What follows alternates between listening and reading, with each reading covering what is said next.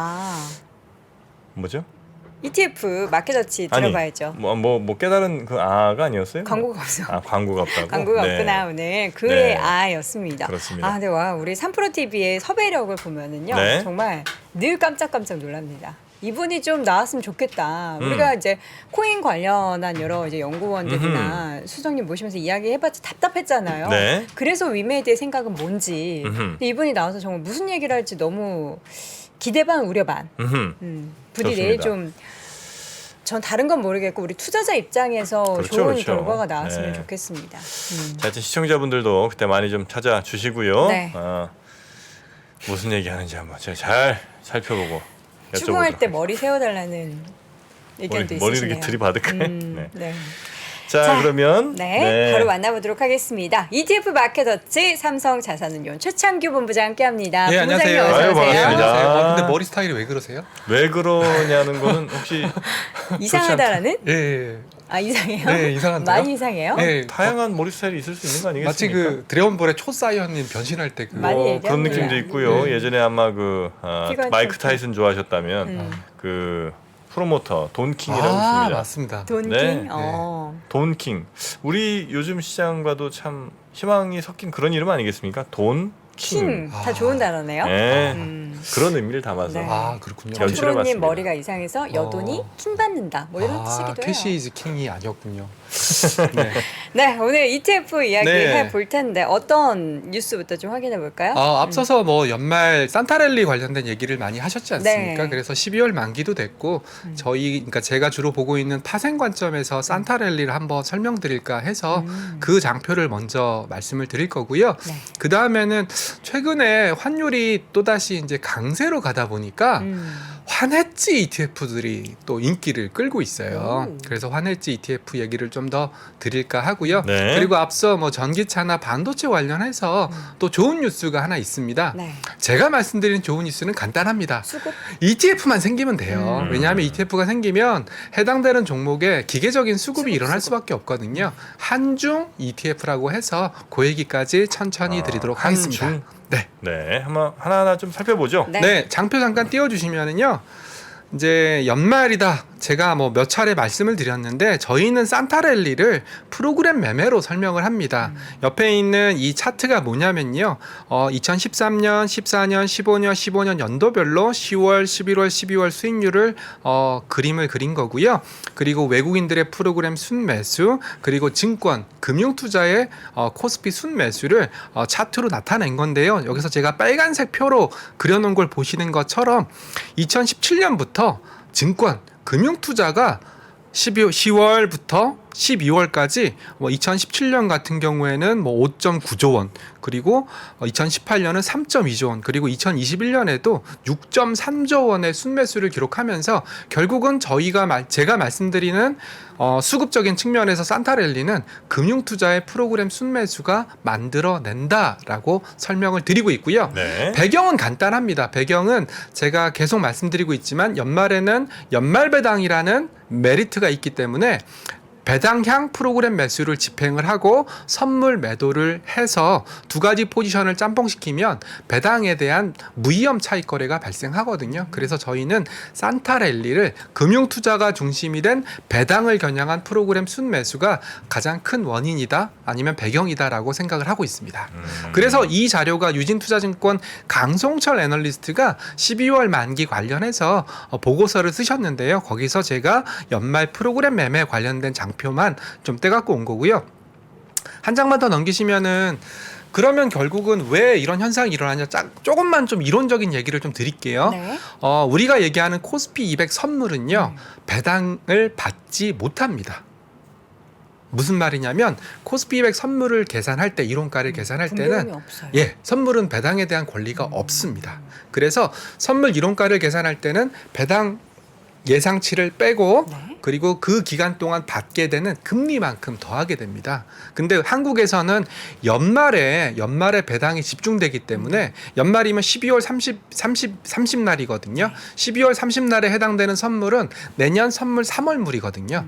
그리고 선물 12월물은 12월 두 번째 목요일 날 만기가 되기 때문에 내년 3월물에는 배당을 뺀 선물 가격이 계산이 되고요. 지금 거래되는 선물 12월물에는 두 번째 목요일까지 거래가 되다 보니까 얘는 배당이랑 상관이 없거든요. 그래서 요 둘 사이를 빼가지고 스프레드를 계산하게 되는데 요걸 통해서 배당이 늘어날 거냐 배당이 줄어들 거냐 그리고 선물에는 배당이 얼마만큼 반영이 되어 있느냐 이거를 면밀히 계산한 후에 앞서 계산했던 현물 쪽에서 계산된 배당과 선물 쪽에서 계산된 배당을 서로 저울질을 해서 어느 쪽에 배당이 늘어날 거냐 또는 어느 쪽에 배당이 조금 잡혀 있냐 이걸 통해서 금융투자는 연말 프로그램 매수 집행 여부를 결정하게 돼 있고요. 여태까지는 연말 배당의 규모가 점점 늘어났기 때문에 프로그램 매수, 즉 배당량 프로그램 매수를 하고 스프레드 매도를 했을 때에는 이 배당 늘어난 부분을 그대로 수익으로 가져갈 수가 있었다라는 얘기를 좀 길게 설명드렸는데 하나도 못 알아들으시겠죠? 네. 네. 일단 그러면 네. 뭐 대부분 이해를 못 하신 네. 것 같으니까 네. 제가 한번 다시 한번 여쭤보겠습니다. 그러니까 12월까지 현물로 거래되는 애들은 네. 얘는 이제 정상적으로 배당을 이에 대한 권리를 갖고 그다음에 대신에 이제 한 가지만 조금만 더 첨언을 드리면 네. 대신에 얼마가 나올지는 모르죠. 첨언하지 마세요. 첨언하지 마시고 네네네. 그다음에 12월 말에 계산되는 즉 내년 다음 해 3월 선물은 네.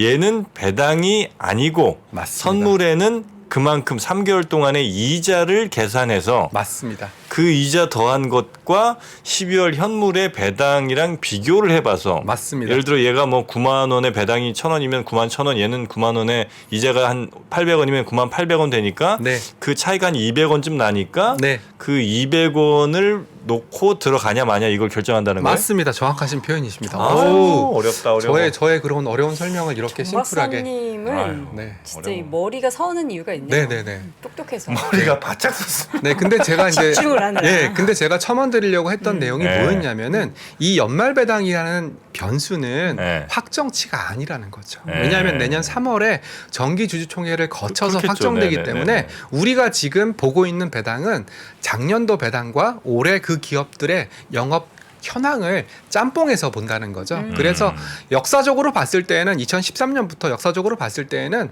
우리나라 기업들이 장사를 잘했고 네. 또 배당도 점점점 늘어나는 추세고 또 주주 환원 정책이라든지 주주 우대 정책이라든지 이런 게 가미가 됐기 때문에 네. 배당 규모가 선물에서 측정된 배당보다 훨씬 더 컸었어요.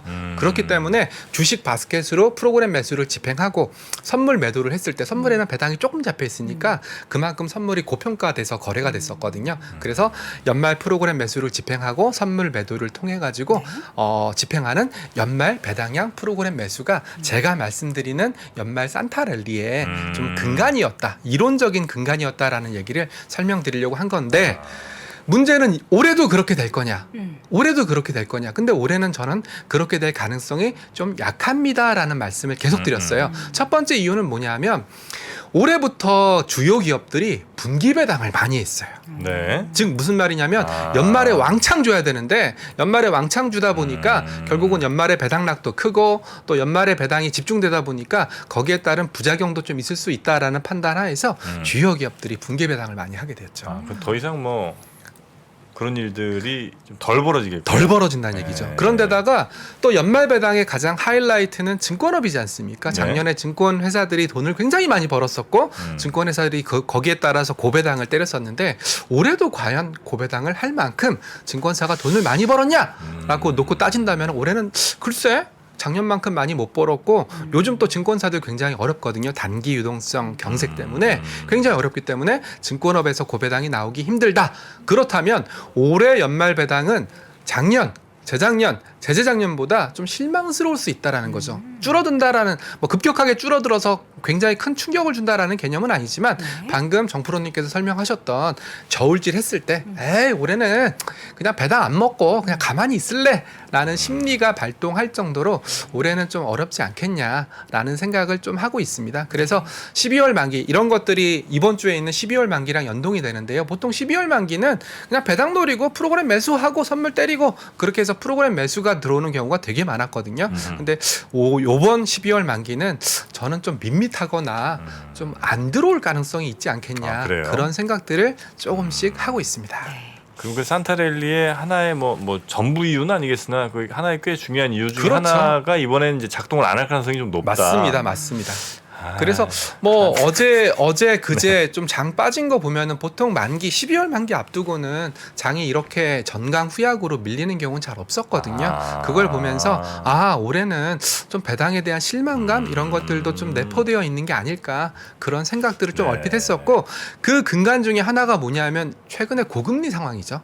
여태까지는 배당 수익률이 조달금리라고 할 수 있는 시장금리보다 높았거든요. 근데 올해는 배당 수익률이 아무리 높게 나온다고 해도 지금 강성철 애널리스트 보고서를 보면 한 1.5% 연말 기준으로 그 정도밖에 안 되기 때문에 조달금리보다 배당 수익률이 한참 밑에 있거든요. 그래서 저는 이번 12월 만기는 재미없을 네네네. 거다 이렇게 판단을 내리고 있습니다. 그러니까 우리가 ETF 시간을 참 이게 잘 들어야 되는 게 어쩌면 조금 어려울 수도 있고 재미없을 수도 있으나 12월이면 산타랠리 오지 않나 이런 그냥 막연한 기대감을 갖고 있는 분들께 네.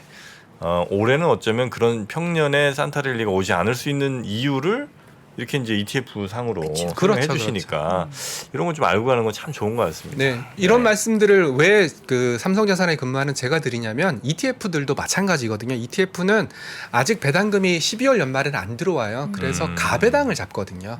네, 그래서 지금 ETF 매니저들이 네. 지금 무슨 작업을 하고 있냐면 주요 애널리스트들한테 야 올해 코스피 100 연말 배당 어떻게 될 것 같아? 코스닥 150 어떻게 될 것 같아? 삼성전자 특별 배당 할 것 같아 안 할 것 같아? 이런 컨센서스를 다 수집을 하고 있어요.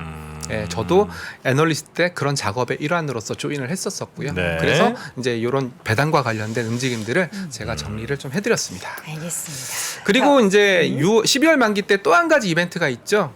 코스피 200, 코스닥 150의 정기 변경이 있는데요. 이번에는 종목 변경이 거의 없기 때문에 종목 변경 얘기는 안 드릴 거고요. 장표 잠깐 띄워주시면 이제 이 방송 들으시는 분들은 유동주식 관련된 내용은 아실 거예요. 유동주식이라는 것은 이런 주요 지수에서 대주주 지분이라든지 우리사주라든지 비유동되는 지분을 뺀 나머지 시가총액 갖고 시총을 계산한다라는 내용은 이제 아실 건데요. 네. 보시면은 두산 에너빌리티, KT 그리고 LG에너지 솔루션 이런 종목들의 유동 비율이 늘어났어요. 유동 비율이 늘어났다는 얘기는 뭐 대주주가 지분을 매각했든지 아니면 뭐 락업이 풀렸든지 이런 이벤트가 발생했다라는 얘기인데요. 우리나라에서는 유동 비율 가중 시가총액 방식을 쓰기 때문에 시가총액은 가만히 있더라도 유동 비율이 늘어나면 지수에 반영되는 시총 비중이 늘어나고 네. 거기에 따라서 ETF나 인덱스 펀드가 그 늘어난 만큼 그 종목을 더 사야 됩니다. 네, 그래서 네, 그 네. 내용이고요. 여기 보시면 파란색으로 칠한 부분이 좀 유동되는 주식에 비해서 유동 비율 증감에 따른 긍정적인 효과가 크다라는 얘기인데요. KT가 유동 비율이 9% 포인트 늘어났고요. 신한지주 그리고 LG에너지 솔루션 락업이 풀렸어요. 락업이 풀리면서 LG에너지 솔루션은 제가 지난번에도 말씀드렸던 것 같은데 네. 여기 보시면 이런 종목들이 유동 비율이 늘어나면서 긍정적인 효과가 좀 극대화돼서 나타날 수 있는 종목들이고요. 반대 종목들 있을 수 있겠죠. 롯데정밀화학 같은 경우에는 유동 비율이 오히려 줄었기 때문에 좀 반대 효과가 나타날 수 있다. 그래서 12월 만기 때 제가 앞서 말씀드렸던 배당형 프로그램 매수가 들어오는지 확인하는 것도 재미있는 관전 포인트가 되시겠지만 네. 유동 비율 변화에 따라서 이 종목들 주가가 어떻게 움직이는지도 한번 살펴보면 좋으실 것 같습니다. 네. 자, 이어서는 뭐 환해지 얘기 해볼까요? 네.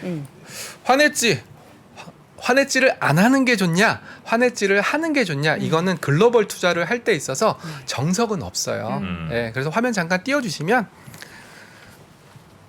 최근에는 뭐 조선일보에서 기사가 나온 건데요. 환율이 1,300원 밑으로 빠졌지 않습니까? 네. 네, 원화가 그만큼 강세가 됐던 거였고요. 얼마 전까지만 해도 1,450원 가면서 1,500원. 이때는 환해지 하면 바보. 야, 환해지를 왜 해? 역시 글로벌 투자는 환을 오픈하고 가는 거야. 라는 게 일반적인 스탠다드였는데 이제는 또 급변했습니다. 1,300원 밑으로 빠지니까 환해지 안전벨트를 매세요라는 또 기사가 나오면서 이제는 환해지 되어 있는 상품을 ETF를 투자해야 된다는 얘기인데요. 제가 여기 정리해 왔어요. 그래서 네. S&P 500이나 나스닥 100은 아마 대부분의 일반적으로 ETF 하는 투자자분들이 거의 뭐 국영수와 같은 종목들이죠. 그래서 어떤 게 환해지가 되어 있는지 어떤 게 환해지가 안 되어 있는지 그리고 환해지가 되어 있는 것도 선물형이 있고 또 실물형이 있거든요. 그러니까 S&P 500이라는 지수를 네. 종목으로 500개를 담는 경우와 S&P 500 선물로 그 ETF를 구성하는 경우 두 가지가 있는데 차이는 뭐냐면 연금 계좌에서 살 수 있냐 없냐. 예, 선물형 같은 경우에는 연금 계좌에서 살 수가 없거든요. 파생 상품형이기 때문에. 그래서 현물형 환해지가 뭐가 있습니까? 현물형 나스닥백 환해지가 뭐가 있습니까? 이런 질문들이 좀 많아요. 네. 그래서 정리해 갖고 왔고요. 선물형은 제가 친절하게 오른쪽에 빨간색으로 대문짝만하게 선물형이라고 적어놨으니까 캡처 뜨셔가지고 네. 투자하시는데 참고하시면 되고요. 저한테 환해지가 좋아요, 환오픈이 좋아요 물어보시면 저도 정답은 모르겠어요. 그러니까 엄마 아빠 느낌인가요? 그렇죠, 그렇죠. 저는 이렇게 배웠어요. 그냥 경제학 교과서 배울 때는 글로벌 투자를 할 때는 그 나라의 통화 강세를 예측하고 글로벌 투자를 하는 거기 때문에 글로벌 오픈해서. 투자할 때는 오픈하는 게 정석 아니겠냐라고 많이 배웠는데 최근에는 뭐 그런 패러다임이 많이 깨지는 것 같아요. 네. 그래서 환해지도 정리를 해갖고 왔습니다. 네. 오늘 보니까 이 PPT를 다른 직원이 만든 것 같아요. 아니요, 제가 이제 포맷을 좀 바꿔봤습니다. 아, 그런 겁니까? 네네네. 또 이렇게 디자인을 참고로 다녀오셔가지고. 제 그 요거는 뭐 장표나 이런 거는 밑에 있는 친구들이 만들어 주지만 네. 이 디자인. PPT는 이거는 제가 해서 갖고 옵니다. 알겠습니다. 단위 정보 채권 혼합 ETF가 지난달 말부터 출시가 많이 네네네. 됐죠. 네. 각각 한 종목씩 이렇게 들어가 있더라고요. 네, 화면 잠깐 띄워주시면은요, 결국 이 상품도 연금 계좌를 겨냥한 거예요. 연금 계좌에서 아무래도 안전자산 70% 그리고 위험자산, 그러니까 위험자산 70% 그리고 안전자산 30%라는 룰이 정해져 있거든요. 그래서 이 안전자산 30%에 해당되는 그 포지션에도 좀 종목의 비중을 좀 높일 수 있는 방법이 없을까 고민을 하다 보니까 단일 종목 하나 넣고 나머지 채권 9개 넣고 테슬라 하나 넣고 채권 9개 넣고 그리고 삼성그룹 탑3 삼성전자, 삼성SDI 이런 종목 3개 넣고 채권 하나 이런 게 나왔는데요. 또 KB에서 아직 상장은 안 했지만 KB자산에서 KB스타 미국 빅데이터 탑3 채권 혼합.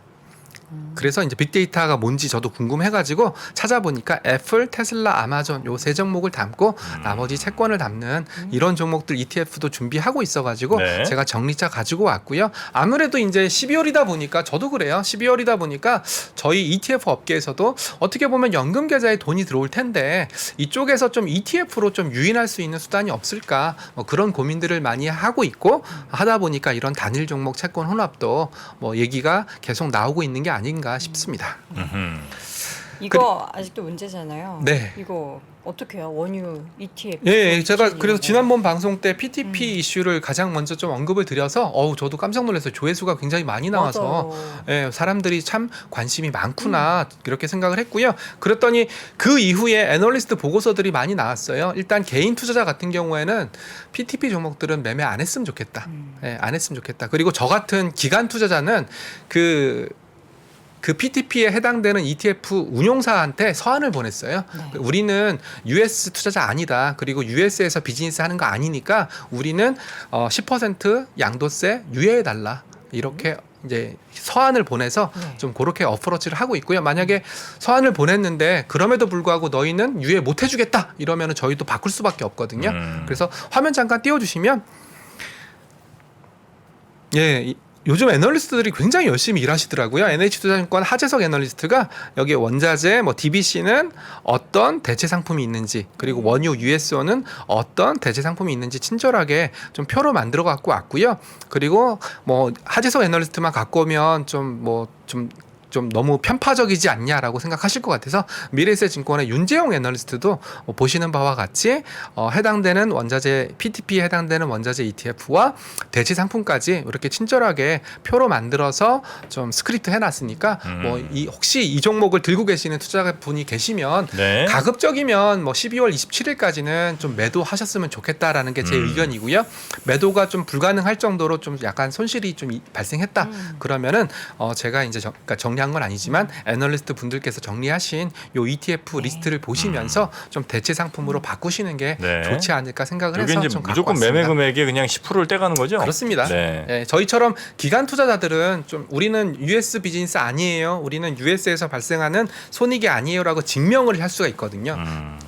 저희 같은 기관 투자는 그렇지만 개인 개인들은 투자자분들께서는 어려우니까. 증명을 하기가 굉장히 어렵고 네. 받아들여지지 않을 테니까 일단 대체하시는 네. 게 좋을 것 같습니다. 자, 한중수교 요거 관련해서만 반도체 짧게 한번 좀 될까요? 화면 잠깐 띄워주시면 제가 이거 지수 나왔을 때도 한번 말씀을 드렸던 건데요. 좀 ETF가 늦게 나왔어요. 한중 수교 30주년 기념해서 한국거래소와 중국에 있는 CSI라는 그 지수 만드는 회사가 지수를 좀 만들었고요. 한중 종합지수, 한중 전기차 지수, 한중 반도체 지수 세 가지 지수를 만들었고요. 룰은 공평합니다. 짬짜면 한국 절반, 중국 절반. 네. 예. 그래서 삼성자산이 한중 전기차, 한중 반도체, 그리고 미래자산도 한중 전기차, 한중 반도체 이렇게 ETF가 나올 거고요. 나오는 날짜는 12월 22일입니다. 예, 날짜가 조금 남아 있어서 그럼 어떤 종목이 들어가 있는지 궁금하실 것 같아서 제가 거래소 홈페이지에서 캡처를 떴는데요. 일단 한국 종목 중심으로 말씀드리면 LG에너지 솔루션, 그러니까 이거 아마 이거는 그 여기서 이제 전기차 쪽에 해당되는 건데요. LG에너지 솔루션, LG화학, SKC, SKI 테크놀로지 이렇게 15개 종목이 포함되어 있고요. 반도체 쪽에는 DB하이텍, LS세미콘, SK하이닉스 이런 종목들이 포함되어 있으니까 12월 22일 상장이고요. 그리고 4개 ETF가 나오니까 뭐 당장 수급적인 도움이 어마어무시하게 되진 않겠지만 네. 이런 것들이 등장함으로써 뭐 이런 전기차나 반도체 해당되는 종목한테는 긍정적일 수밖에 없다라는 말씀을 드리고 마무리할까 합니다. 알겠습니다. 채팅창에 우리 최정희 부부장님 정말 열심히 설명하신다고. 진짜 힘드시죠? 혼을 담아서 하세요. 그러니까. 항상 보면. 아닙니다. 네. 제가 이제 조금이라도 도움이 됐으면 좋겠고요. 네. 그리고 ETF라는 상품이 좀 일반 투자들한테는 와닿지 않는 부분도 좀 많이 있거든요. 그 선입견이 좀 있어요. 네네네. 그래서 그런 것들을 해소하는데 조금이나마 도움이 됐으면 아유, 좋겠습니다. 고맙습니다. 이 떨어진 혼들 좀 네. 주워 가시기 바라겠고요. 네. 다음 주에 네, 뵙겠습니다. 알겠습니다. 고맙습니다. 고맙습니다. 네, 감사합니다. 2023년 투자 계획을 고민하고 계십니까? 2022년을 돌아보고 내 종목을 점검해 볼 시간. 그래서 준비했습니다. 반도체, 2차 전지, 자동차, 인터넷, 바이오, 그리고 국내와 글로벌 투자 전략까지 각 분야 베스트 애널리스트만 모셨습니다. 2023 베스트 투자 전략. 이번 강의는 사전에 설문조사를 통해 투자자분들이 진짜 궁금해하는 내용을 담았습니다. 12월 22일 목요일까지만 제공되는 3프로TV 다이어리 캘린더 세트와 수강료 37% 할인 혜택을 절대 놓치지 마세요.